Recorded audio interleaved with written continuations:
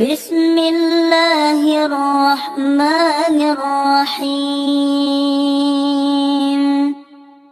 ওয়া নুনাজ্জিলু মিনাল কুরআনি মা হুয়া শিফাa'un ওয়া রাহমাতুল লিল মুমিনিন। আমি অলক, আমি হেমায়তপুর থেকে এখানে এসেছি। আমার ছেলে তন্ময়, সে দীর্ঘদিন যাবৎ পেটের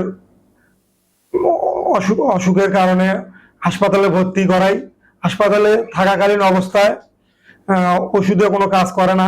তখন আমি আমার এক পার্শ্ববর্তী ভাইয়ের সাথে কথা বলার পর তিনি আমাকে ঠিকানা দেন, হাফেজ কারি মোহাম্মদ নুরুল ইসলাম ভাইয়ের ঠিকানা দেয়।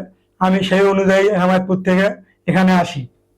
এখানে আসার পর আমার ছেলের বিষয়ে খুঁটিনাটি কথা বলার পর উনি পানি পড়া এবং কোরআনের কিছু দিয়ে আমাকে পাঠায় দেয়। তখন আমি হাসপাতালে থাকাকালীন অবস্থায় আমি এগুলো তাকে খাওয়াই। খাওয়ানোর পর কিছুক্ষণ পরই আমার ছেলে সুস্থ হয়। তখন আমি হাসপাতাল থেকে ছেলের নাম প্রত্যাহার করে নিয়ে আমার গ্রামে বাসায় চলে যাই।